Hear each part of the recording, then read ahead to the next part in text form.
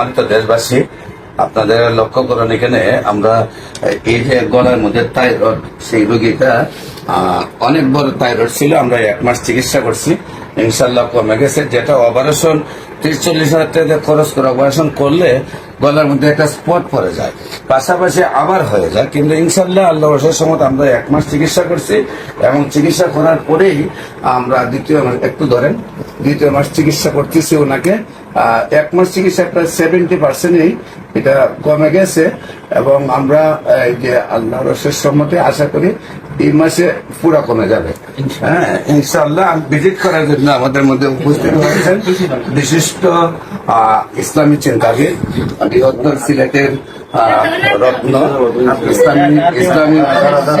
ইসলামী পন্থের সম্মানিত কেন্দ্রীয় নেতা এবং আহলে সুন্নাত ওয়াল জামাতের সম্মানিত কেন্দ্রীয় নেতা আমাদের মৌলানা সুলাইমান খান রব্বানী সাহেব মাদাজিল্লুল আলিয়া আমাদের মধ্যে রোগীটাকে ভিজিট করলেন। উনি দেখে কেমন লাগছে যে এই 6 মাসে যেটা হলো অপারেশন ছাড়া সম্ভব নয়, 1 মাসে সুস্থ হয়ে গেছে, সেই ব্যাপারে দুইটি অনুভূতি প্রকাশ করার জন্য আমাদের মাননীয় হুজুরকে অনুরোধ করছি। আলহামদুলিল্লাহ, আসলে এটা আমি দেখে তো অনুভূত হয়েছি, যেখানে এদেশের 70% মানুষ অত্যন্ত নিম্ন আয়ের মানুষ রয়েছে।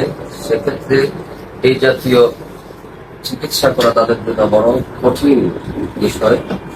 আর এই পরিস্থিতিতে আমাদের ডাক্তার সরওয়ার সাহেব যে আসলে সুন্দর করে আল্লাহ রাব্বুল আলামিন নামের উপরে চিকিৎসাটা দিয়েছেন, এতে আমরা অত্যন্ত খুশি। আল্লাহ রাব্বুল আলামিন যেন আল্লাহ মেহেরবানিদের আরো বেশি যশ দেন, সকল রোগীদের আল্লাহ রাব্বুল আলামিন যেন সাফায়াত দান করেন। বিশেষ করে allopathic, homeopathic, Unani, Ayurvedic, herbal যারা চিকিৎসক আছেন তাদেরকে অনুরোধ করছে, সব রোগীগুলা অপারেশন করতে হয়। আপনারা জানেন যে অনেক সময় টিউমার চোখের ভিতরে হয়। তো আমি চোখের ভিতরে, নাকের ভিতরে, গলার ভিতরে, প্রস্রাব রাস্তার ভিতরে, প্রস্টেট জ্ঞান যদি হয়, পায়খানা রাস্তার ভিতরে, অশ্ব জ্ঞান যদি হয়, যেগুলো অপারেশন ছাড়া কোনো রাস্তা নেই, সেগুলো আল্লাহ রসের সম্মতে 1 মাসে ইনজেকশন এবং খাওয়ার ওষুধের মধ্যে ভালো হয়ে যায়। যেসব চিকিৎসকরা চোখে ইনজেকশন দেওয়া বা নাকের ভিতরে ইনজেকশন দেওয়া এবং প্রস্রাব রাস্তায় ইনজেকশন দেওয়া গুলার মধ্যে অভিজ্ঞতা নেই, তাদেরকে আমি বিনীত অনুরোধ করবো, আপনারা আমাকে সময় দিলে ইনশাআল্লাহ আপনারা সেই বিষয়ে বিদ্ধ হয়ে যাবেন। সবাইকে ধন্যবাদ জানিয়ে শেষ করছি। আসসালামু আলাইকুম ওয়া রাহমাতুল্লাহ।